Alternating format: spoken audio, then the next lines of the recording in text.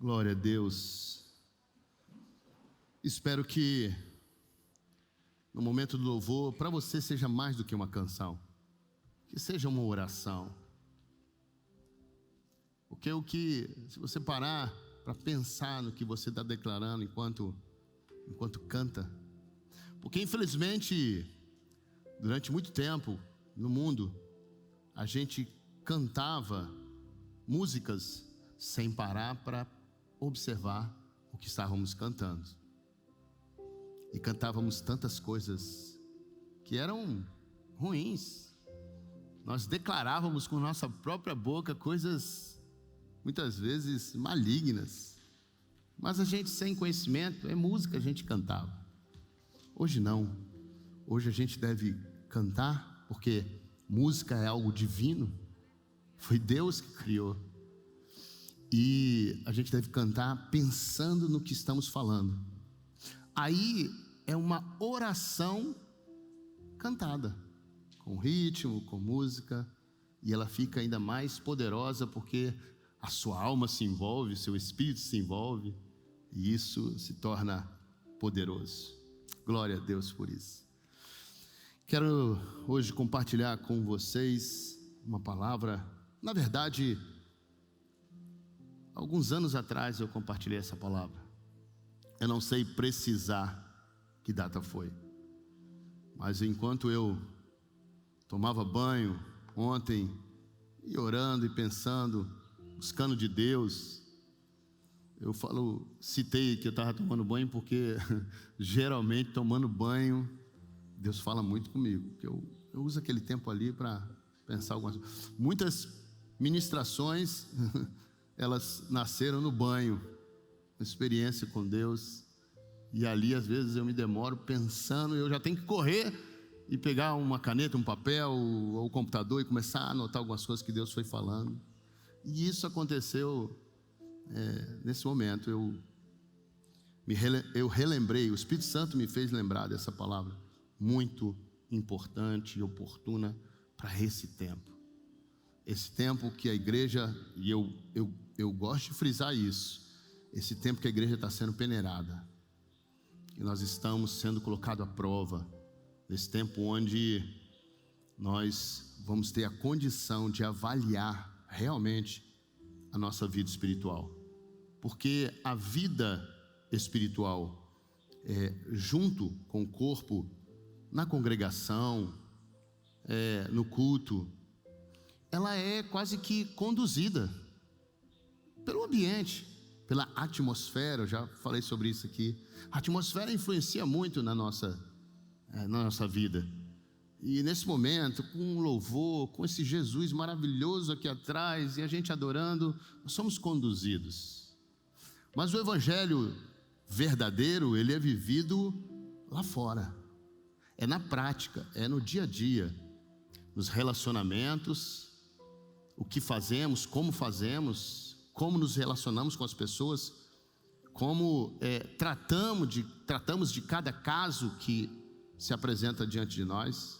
Aí é que o evangelho precisa ser vivido com muita intensidade, e por isso essa palavra ela é oportuna. Quero convidar você que está aqui, você que está em casa, a abrir a sua palavra, a Bíblia, se você está com ela nas mãos, no livro de Atos dos Apóstolos, no capítulo 24. Atos dos Apóstolos, capítulo 24.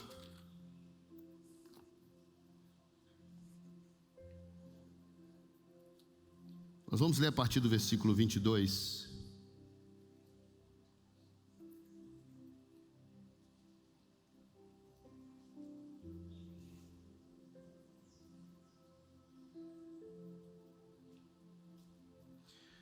Eu quero, antes de ler a passagem, eu quero só te situar, te contextualizar, para que a gente possa tirar mais proveito ainda dessa passagem do Evangelho, do livro de Atos. Nesse momento, Paulo está preso. Ele foi levado diante do governador, pelo próprio Sinédrio, pelos os judeus, que entendiam que ele estava conduzindo as pessoas a uma seita, a uma suposta seita, os que eram do caminho, eles eram chamados assim. E eles apelaram ao governador, o Félix, no momento, para que fazer as acusações contra ele. Então esse é o contexto. Só que o Félix é um personagem que ele vai nos ajudar a identificar que tem muito Félix por aí, dentro da igreja, se relacionando com Deus como esse homem, usando o evangelho por benefício, ou usando o evangelho segundo aquilo que convém. Então vamos lá, a partir do versículo 22, aí nos interessa esse trecho. Diz assim: então Félix, que estava bem informado a respeito do caminho, que é a seita, que supostamente para eles era a seita, disse: agora pode ir. Quando chegar o comandante Lícias, decidirei a causa de vocês. Eles estavam diante dele, do governador. Esse comandante foi o que prendeu Paulo, porque eles queriam, os da lei estavam querendo pegar Paulo, e ele prendeu e levou o caso. E aí, depois da discussão, eles disseram: então, agora eu vou conversar com ele e vou decidir. Mandou Paulo para o cárcere, mas instruiu, preste atenção, as características da vida dele e os atos dele. É importante isso. Mandou Paulo ao cárcere, mas instruiu ao centurião que ele fosse tratado com alguma liberdade e não proibisse nenhum dos seus amigos de visitá-lo e servi-lo, para tornar mais confortável sua permanência ali. Vários dias depois, veio Félix, ele, com sua própria esposa, Drúzila. Aí, se você está procurando nomes para sua filhinha que nasceu agora, uma boa sugestão. Era crente, viu? Drúzila era crente, a esposa dele. Drúzila, que era judia, mandou buscar Paulo, e os dois ouviram falar a respeito da fé em Cristo Jesus. E enquanto Paulo falava com eles a respeito da justiça divina, do domínio próprio e do juízo final, Félix teve medo, diz o texto, e disse assim: por agora basta, respondeu ele, e quando eu tiver uma ocasião mais conveniente, chamarei você outra vez. Quando tiver uma situação mais conveniente, chamarei você outra vez. Até aqui tá bom. Irmãos, ele começou a ouvir de Paulo acerca do evangelho real, que falava da justiça de Deus, que levava ele a entender que ele precisaria se esforçar e dominar a si mesmo. O evangelho que traz o ensino do juízo. E aí o texto diz que ele teve medo, e ele falou a frase que desencadeou essa palavra. Ele disse: basta. Quando houver um outro momento conveniente para quem, irmão? Para ele, eu volto a te chamar. E assim saiu. Esse é o evangelho, irmão, que confronta. É o evangelho que muitos não querem ouvir, porque ele realmente traz para nós o ensino do juízo, o ensino que nós devemos nos posicionar. É um evangelho que requer de nós uma resposta, uma atitude.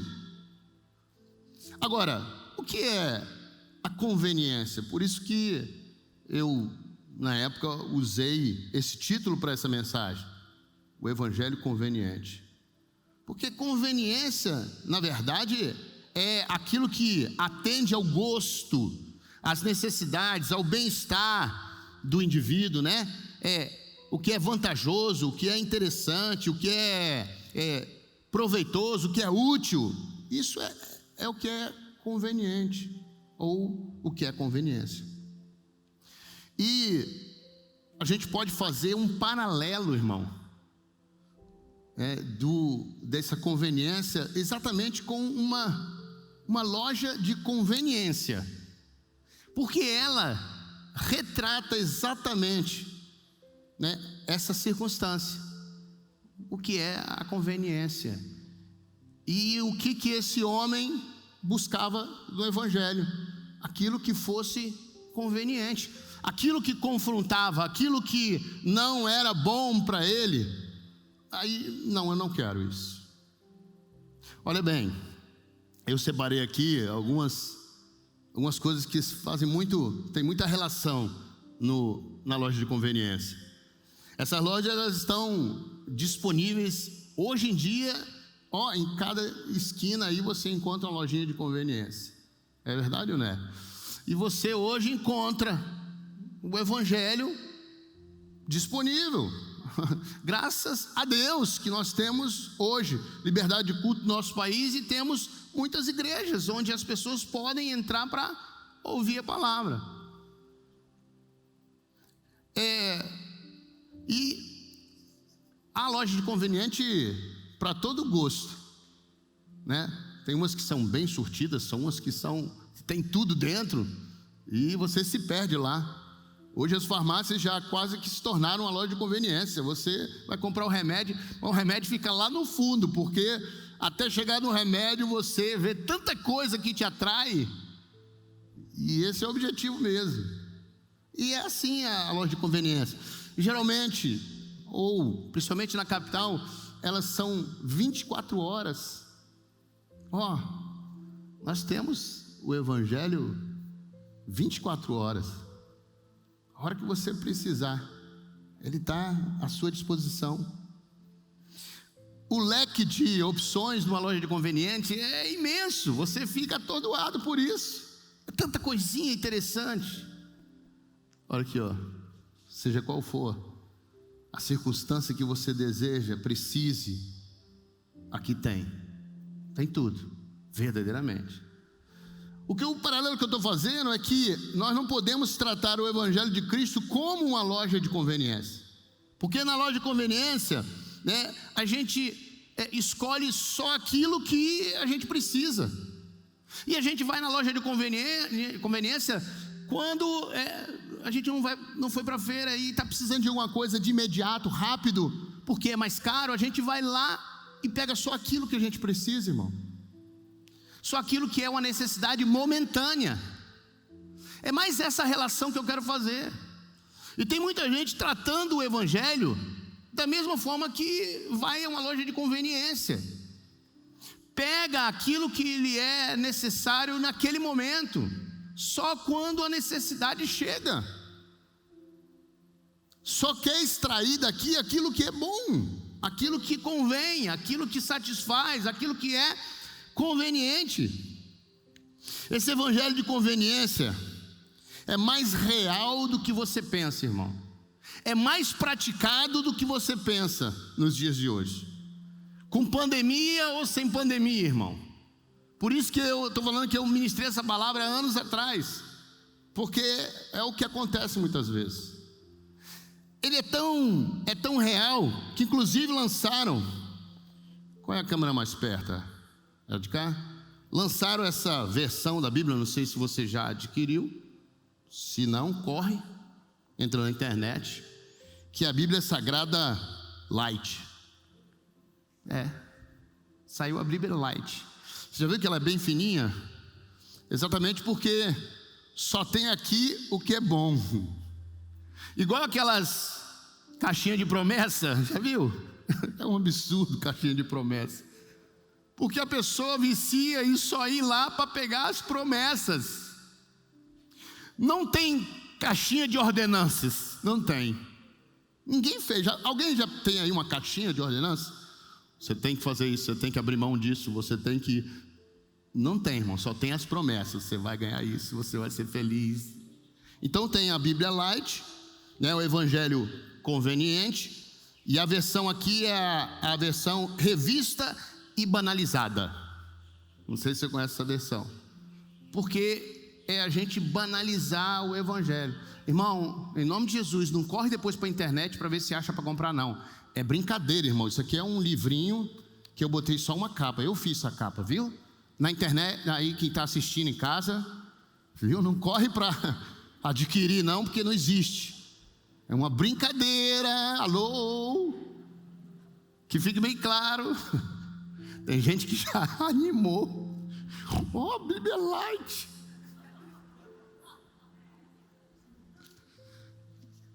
Mas tem muita gente pregando uma Bíblia Light. É verdade, irmão. Isso é. Agora, o Evangelho Light, ele funciona mais ou menos assim, para você entender. Irmão, tudo que eu estou ministrando, tudo que a palavra diz, e esse texto diz, sempre é para a gente fazer uma avaliação da nossa vida espiritual, para ver como nós estamos nos conduzindo diante de Deus, como nós estamos vivendo essa palavra. E a gente precisa ser muito sincero, irmão. Por mais que possa parecer engraçado algumas coisas, mas elas precisam ser avaliadas muito sinceramente. Então é mais ou menos um estilo de vida. Porque muitas vezes as pessoas, elas, por uma circunstância, se tornam evangélicas, começam a frequentar a igreja, participar dos cultos, e começam a adquirir para a sua vida um estilo novo. Ela até tira da sua vida algumas coisas que são muito reprováveis. Ela começa a não falar mais tanto palavrão, ou parar de falar palavrão. Ela começa a vestir diferente, se era exagerado, ou principalmente as mulheres que andavam muito à vontade, mostrando muito o corpo. Ela começa e vão trazendo para suas vidas algumas mudanças, e mudando um estilo de vida, como se o Evangelho do Senhor Jesus fosse apenas uma mudança de estilo de vida. E não é, longe disso. Eu quero te dar alguns exemplos, para que a gente possa começar a fazer essa avaliação própria. Eu vou à igreja todo domingo. É um evangelho conveniente, porque vir à igreja no domingo já virou um evento social. Trazer a família, encontrar os amigos, é bom, é gostoso. Geralmente depois a gente sai para fazer alguma programação. A gente faz muitos amigos. Às vezes a gente encontra um namorado ou a namorada, né? O casamento, é verdade. Por isso que é conveniente a igreja no domingo. Mas durante a semana, durante os outros dias, não se envolvem com nada que diz respeito ao reino de Deus. Aquilo que o Evangelho nos convida ou nos apresenta para que a gente viva. Nada. Só volta a pensar em Deus na próxima semana, quando vai de novo à igreja. Isso é um evangelho conveniente. Quer ver outro exemplo? A gente conta, ou a pessoa conta com as orações das pessoas, dos amigos. Ou como é conveniente isso? Está passando um aperto, está passando uma luta, liga logo para pedir oração. É para o pastor, é para o ministério de oração, é para a irmãzinha do fogo, né? Ou o irmãozinho. Não vou tirar os nossos irmãos, porque tem muito irmão, né, que é crente mesmo, fervoroso. E aí liga logo, e aí faz campanha de oração por sua causa, o seu problema. Isso é conveniente. Agora, não ora. Não ora. E se ora, muitas vezes ora só por si mesmo ou para sua própria família. Geralmente não ora. Mal, às vezes faz uma oração para comer, uma oração para dormir. Não tem um tempo de falar com Deus, de orar, de buscar Deus. Não lê a palavra. O que ele tem da palavra, a pessoa tem da palavra, é o que ela ouve no culto, ou que assiste algum programa, alguma palavra de outro pregador na internet, ou do próprio pregador. É aquilo que é o que ela absorve ou tem da palavra, ela não tem. E é interessante, se você puder depois, assista. No dia que eu ministrei essa palavra, eu trouxe um vídeo, que é o drive-thru de oração. Você vai achar muito engraçado. Depois você digita lá no YouTube, drive-thru de oração. Você vai rir. Mas a gente devia chorar. Vai rir muito. O cara para igual quem para assim nas lanchonetes, né, com o carro. A pessoa está lá, igualzinho. É muito interessante. E você vai pedir oração. Aí o cara pergunta: você quer oração tradicional ou pentecostal? Você quer oração com unção de óleo ou sem? E vai começando dando as opções, como se você estivesse realmente comprando um lanche, irmão. É engraçado demais, mas é triste, porque muita gente vive o evangelho assim. Não ora, não busca. A sua dependência não está em Deus e num relacionamento pessoal e direto. Está em outras pessoas, no ambiente, naqueles que cercam. Quer ver outro exemplo? Sempre eu preciso de conselhos. Conselhos com relação à minha criação com o filho, ao casamento, conselhos acerca do trabalho. A gente pede, alguns pedem conselho, gostam de conselho, mas não são capazes de se preocupar com ninguém, de dar um conselho bíblico, porque às vezes nem tem conhecimento para isso, na vida de ninguém. Não cuida de ninguém, não discipula ninguém, nada. Esse são exemplos de evangelho, evangelho conveniente, irmão. Quer bênção financeira? Quem não quer bênção financeira? Quer bênção financeira, irmão, mas é incapaz de ser fiel a Deus nos dízimos, nas ofertas, todas as bênçãos que Deus diz que é para nós.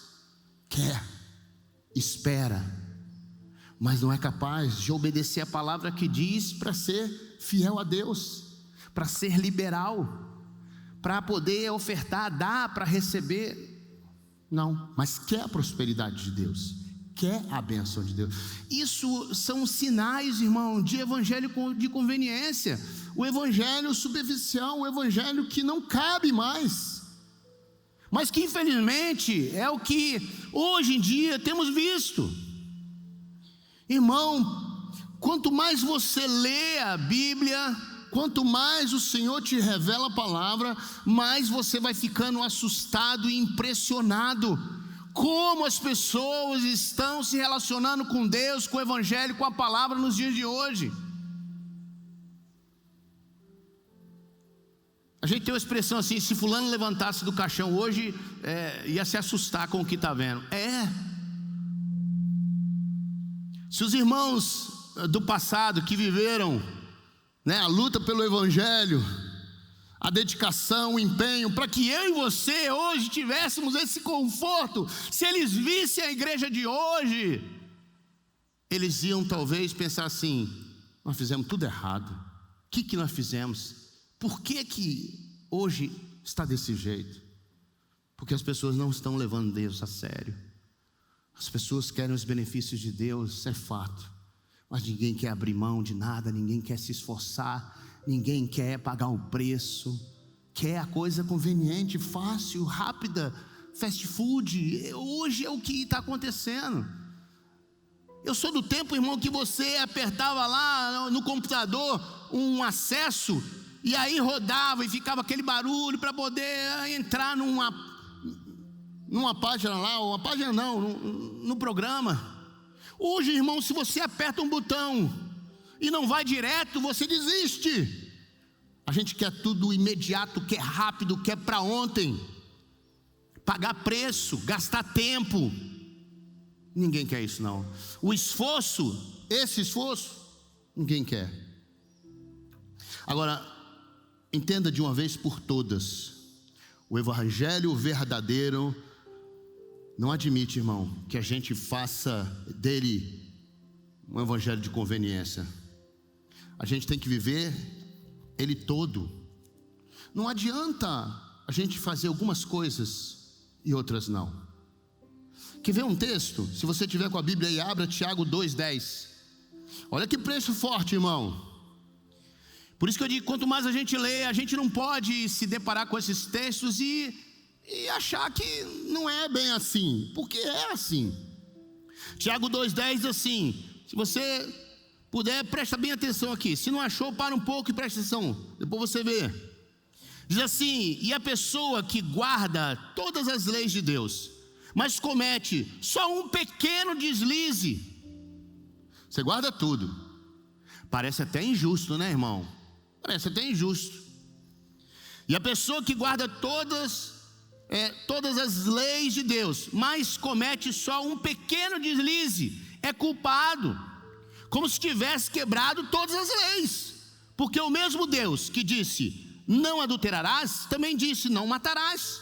Portanto, mesmo que não tenha quebrado as leis do casamento por cometer adultério, mesmo se você não adulterar, beleza, aprovado nisso.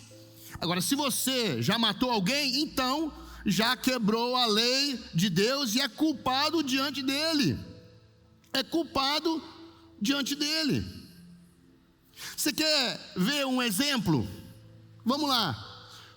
Quando alguém é preso porque roubou um banco, ele vai para onde, irmão? Ele vai para onde? Para a cadeia, amém? Aí um cara que estuprou alguém, uma moça, ele vai para onde, irmão? Cadeia. Uai, mas ele não roubou o banco. Mas ele vai para a cadeia. Vocês estão entendendo? Não importa, ele vai para o mesmo lugar, a cadeia é a mesma. Ele pode ter assaltado um banco, ele pode ter matado alguém, ele pode ter estuprado alguém. O lugar que ele vai é o mesmo. Mesmo que ele cometa um desses delitos, ele é aprovado em outro, ele olha, é um cara que nunca estuprou ninguém, ele nunca matou ninguém, ele só roubou um banco, nem roubou de uma pessoa, o banco é rico. Não, irmão, ele vai para o mesmo lugar. A mesma cadeia que está aquele que comete todos os delitos, está aquele que cometeu um delito só. Pelo menos é o que diz a palavra. O que ela quer dizer com isso? Irmão, o evangelho não é para se viver algumas coisas. O evangelho não é para te melhorar em algumas áreas, em outras áreas, não. Em outras áreas, não tem problema ficar assim não. Você já melhorou em tanta coisa, então já está bom demais. Ah, Deus, você quer tudo? Tudo não dá, né? Mas é tudo, irmão, é tudo. Por isso que lá na Páscoa, que é uma representação, tinha que se comer o cordeiro todo, comer as fressuras, as entranhas, tinha que comer tudo, irmão. Não adianta você querer só a parte boa de Jesus. Tem parte boa? Tem parte boa, claro que tem, não tenha dúvida. É o melhor. Agora, tem a parte que eu e você precisamos assumir. E como eu estou falando do Cordeiro, que é Jesus, tem que fazer tudo. Entrar e aplicar essa palavra em todas as áreas da nossa vida. Não é só naquilo que é conveniente, não é só naquela área que eu quero, mas ele tem que ser aplicado em todas as áreas. Por isso vai ter que ter de mim, de você, esforço, dedicação, empenho, renúncia. O evangelho não é docinho, não é. Pelo contrário, Jesus disse: eu não vim trazer paz, eu vim trazer guerra, para que os da sua própria casa se tornem, não é que o desejo dele, mas vai acontecer, às vezes da sua própria casa. E ele cita lá os parentescos que vão estar separados, inimigos, porque um decide levar Deus a sério, viver Jesus a sério, e o outro não. E o outro pata por cima da lei do Senhor, da palavra. Então Jesus, no seu discurso em todo o tempo, ele nunca, em momento nenhum, disse que seria fácil. Ele avisou: você quer me seguir? Eu não tenho onde reclinar a cabeça. Pega a tua cruz e me segue. Onde é que você encontrou na palavra o discurso de Jesus que ia ser fácil, que seguir o evangelho é melzinho na chupeta? Porque eu não consegui achar aqui, irmão. Eu sei que a recompensa é muito maravilhosa, sim. E eu sei que quando nós obedecemos a Deus, quando nós tratamos o evangelho, não dessa forma, mas buscando aplicar tudo, em todo tempo. É claro que nós erramos, é claro que nós pecamos, mas porque cremos na palavra e temos o Espírito Santo de Deus, somos levados ao arrependimento, somos levados à mudança de vida, somos levados a abandonar aquilo. E Deus reconhece isso, Deus enxerga esse empenho. Agora, a sucessão de erros na mesma área. O evangelho conveniente é aquele evangelho que agrada o indivíduo, ele é light, ele é para viver tranquilo. Na verdade, não é nem evangelho, é evangelho, porque eu estou em primeiro lugar, e não Jesus, e não a palavra. Tem muita gente vivendo o evangelho. O evangelho conveniente é onde a gente encontra uma interpretação muito equivocada da graça. Acha porque nós só somos salvos pela graça, é de graça, nós não precisamos fazer mais nada. Não precisa fazer mais nada, é de graça, é pela graça, o Senhor vai salvar e vai abençoar todo mundo. Então eu não preciso lutar contra o pecado, é graça. Eu não preciso orar, eu não preciso me afastar do mundo, das coisas, das tentações, eu não preciso ler a Bíblia, eu não preciso jejuar, eu não preciso nada disso, porque é a graça. Isso é uma interpretação, um entendimento muito equivocado da graça do Senhor, muito. Mas esse é o evangelho conveniente. O evangelho conveniente também é aplicado, infelizmente, por muitos líderes e muitos pastores. Verdade. Infelizmente. Por quê? Porque o discurso é sempre agradável. Porque o discurso agradável enche a igreja, irmão. O discurso da prosperidade, o discurso de vem para Cristo que tudo vai ficar melhor ou vai resolver na sua vida, esse é o bom. E olha, se é um ministro, se é um sacerdote, se é um homem de Deus e não tem coragem de pregar o evangelho verdadeiro, doa a quem doer, é melhor ir fazer outra coisa, porque está entrando numa área muito perigosa. Se não pode falar aquilo que tem que falar, porque as pessoas estão correndo atrás para ouvir aquilo que querem ouvir. Isso é natural do ser humano. As pessoas, nossa alma, nosso coração é enganoso, diz a palavra. Elas vão buscar aquilo que convém ouvir. E se a pessoa está numa posição de um líder espiritual, de alguém que conhece a palavra e traz para ele um evangelho conveniente, um evangelho fácil, um evangelho light, é claro que ele vai buscar isso. Mas ele está entrando por um caminho. Olha o que diz esse aqui, Timóteo 4:3, versículos 3 e 4 diz: porque chegará uma época, meu irmão, já chegou essa época. Chegará uma época quando as pessoas não ouvirão a verdade, mas andarão de um lado para o outro, procurando mestres que lhe digam apenas aquilo que desejam ouvir. Isso está na palavra, irmão. Isso está em Tiago. Desculpe, está em Timóteo 4. As pessoas vão andar assim, correndo atrás de ouvir aquilo que agrada. Versículo 4: não ouvirão aquilo que a Bíblia diz, mas seguirão alegremente suas próprias ideias desorientadas. Essa é a natureza do ser humano, essa é a nossa natureza.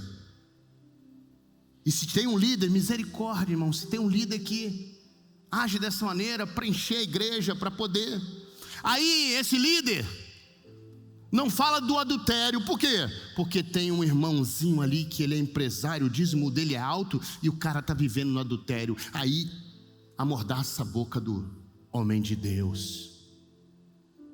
Aí tem alguém que é homossexual na igreja. Não fala de homossexualidade, porque tem alguém que está frequentando a igreja e é um homossexual. Se for para caminhar desse jeito, irmão, rasga a Bíblia.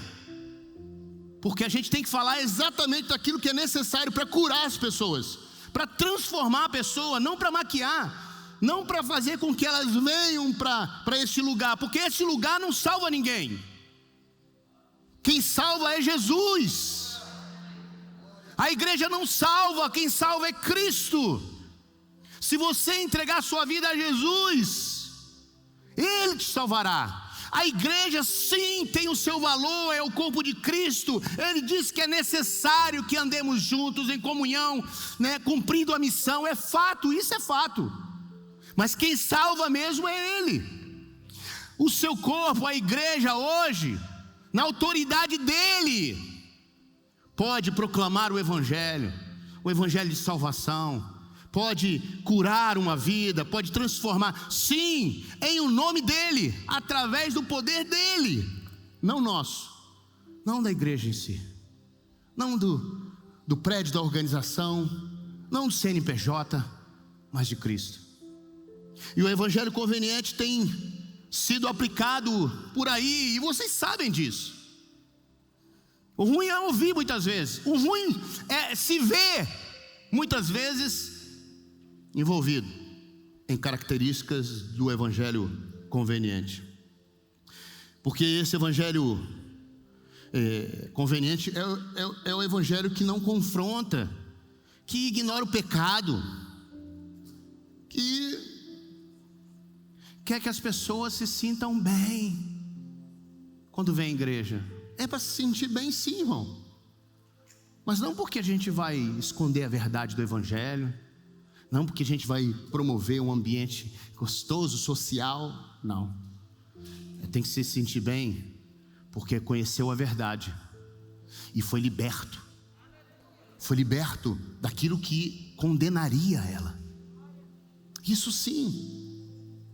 E é esse Evangelho que precisa ser ministrado, o Evangelho que salva, não o Evangelho que agrada, mas o Evangelho que leva as pessoas para o céu. Porque, irmãos, pelo amor do nosso Deus, nós estamos falando do Deus, se você crê, nós estamos falando do Deus Todo-Poderoso, Criador dos céus e da terra, que morreu na cruz, se fez homem. Olha tudo que Deus fez, e a sua palavra revela o seu caráter, a sua vontade, quem Ele é. Eu ministrei no domingo passado e dei o exemplo. Ele é energia maravilhosa que nos sustenta, que nos dá vida. Mas é a mesma energia que eu comparei com a energia elétrica, que se você botar a mão lá na tomada, vai te dar um choque que pode te matar. Porque esse mesmo Deus maravilhoso precisa que a gente tema e não trate o seu evangelho, o seu sacrifício dessa maneira, buscando nele, até hoje, só o que convém. Só o que convém. Agora, o que acontece muito, irmão, é que a gente vai, às vezes, fazer uma avaliação e começar a encontrar desculpas. Mas não tem jeito. Esse evangelho conveniente é aquele que a gente só pensa em Deus como o bonzinho, como o amigo. Ele é bom, ele é amigo. Mas sabe de quem ele é amigo? Olha o que diz aqui João 15,14: vocês serão meus amigos se fizerem o que eu lhes ordeno. Está fazendo a vontade do Pai? Então tu é amigo de Deus. Mas se tu é amigo do mundo, tu não é amigo de Deus. E quem está falando não sou eu não, o próprio Senhor. Quem se faz amigo do mundo é inimigo de Deus, diz a palavra. Então a gente vai encontrar formas de dar desculpa, irmão, para tudo. A gente nunca quer se incluir. E meu irmão, assim, você tem que aprender uma coisa, e eu aprendi: toda palavra, ela é para mim. Toda palavra me faz com que eu faça uma arguição, que eu fale: Espírito Santo, do que eu estou fazendo do teu evangelho conveniência? Me mostra, Senhor. Eu preciso enxergar, porque às vezes a gente não enxerga. Às vezes precisa uma palavra assim para nos alertar. Olha esse texto aqui de Lucas 14. Jesus usa essa parábola, eu estou terminando nela. Jesus respondeu assim, acerca do que foi perguntado. Certo homem, ele está retratando o reino. Ele diz, certo homem estava preparando um grande banquete e convidou muitas pessoas. Na hora de começar, enviou seus servos para dizer aos que haviam sido convidados: venham, pois tudo já está pronto. Mas eles começaram, um por um, a apresentar desculpas. O primeiro diz: acabei de comprar uma propriedade e preciso ir vê-la, por favor, desculpe-me. O outro diz: eu acabei de comprar 5 juntas de boi e estou indo experimentá-las, por favor, me desculpe. Aí o outro diz assim: acabei de me casar, por isso não posso ir. O servo voltou e relatou isso ao seu senhor. Então o dono da casa, quem é o dono da casa? O dono da casa irou-se. Irou-se porque a gente é mestre em dar desculpas. A gente é mestre em achar desculpa para todas as nossas atitudes. Para tudo que nós vivemos, a gente quer resolver com desculpa. Isso é da nossa natureza. Mas a verdade é, assim, se alguém está em Cristo, diz a palavra, é nova criatura. Nova. As coisas velhas, as práticas velhas, os costumes velhos ficam para trás. Eis que tudo se faz novo.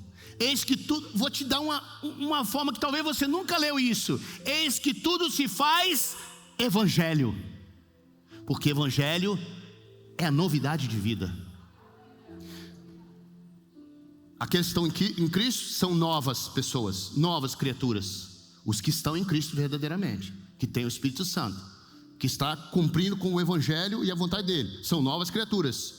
As coisas velhas, elas ficam para trás, e eis que tudo se torna evangelho para ele. A vida dele, a vida dessa pessoa é pautada, é guiada, é pelo evangelho, não pelos seus desejos, não pelos seus projetos, não pelos seus sonhos, mas pelo evangelho de Cristo.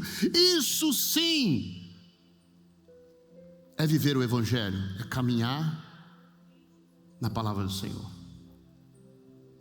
E nesse dia eu quero ministrar a sua vida, porque o verdadeiro evangelho de Jesus é isso: eis que tudo se fez novo.